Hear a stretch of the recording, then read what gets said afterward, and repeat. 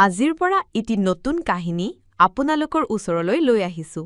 প্ৰতিদিনে এইটিকৈ খণ্ড আহিব, গতিকে আপোনালোকে সকলোৱে চেনেলটো ছাবস্ক্ৰাইব কৰি দিব। ধন্যবাদ। কাহিনীটোৰ নাম হ'ল সহযাত্ৰী। আজিৰ খণ্ডটো হ'ল খণ্ড 1। জীৱনত এজন সহযাত্ৰী খুবেই প্ৰয়োজন। ভাগৰুৱা দেহে ঘৰমুৱা হওঁতে আন্তৰিকতাৰে কাষত বহি এপিয়লাত চাহ আগবঢ়াই দিয়া।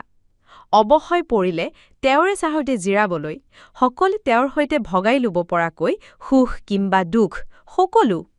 সন্ধিয়া পৰত কোনো বলুকাত বহি তেওঁৰ হাতখন ধৰি অস্তগামী সূৰুজৰ ৰঙাখিনি উপভোগ কৰিব পৰাকৈ এজন সহযাত্ৰীৰ খুবেই প্ৰয়োজন। জোনাক অথবা অমানিশা তেওঁৰ সৈতে গল্প কৰিবলৈ সকলো শেষ হৈ গ'লেও মই আছো নহয় বুলি আশ্বাসৰ হাতখন আগবঢ়াই দিয়া এজনৰ খুবেই প্ৰয়োজন। সপোন সকলোৱে দেখে। সপোনবোৰ যে দিঠক হ'ব লাগিব বুলিতো কোনো কথা নাই। সপোন দেখাত জানো কোনোবাই হাঁহ দিব পাৰে? নোৱাৰে। কিছুমান সপোন দেখিবলৈ ভয় লাগে, সকলোৰে নহ'ব পাৰে।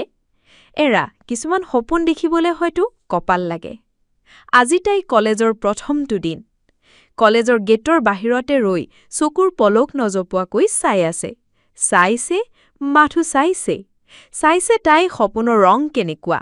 চকুৰ এক কোণত পানী জমা হৈছিল। বিশেষ কায়দাৰে তাই লুকুৱাই ৰাখিলে।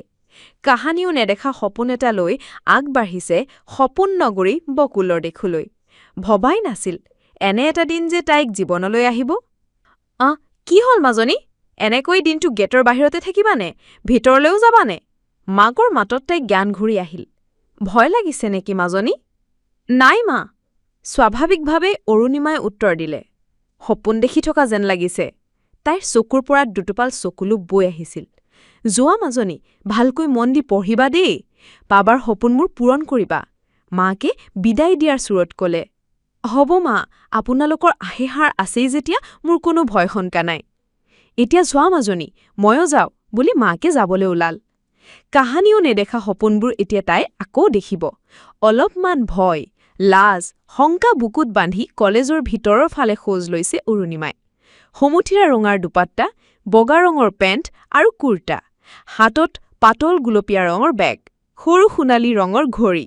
চকুত আজি আগতকৈ কম কাজল ছানি আহিছে। কিহৰ বাবে বুকুত ধপধপনি বাঢ়িছে তাই নাজানে। অলপমান ভয়ো খাইছে।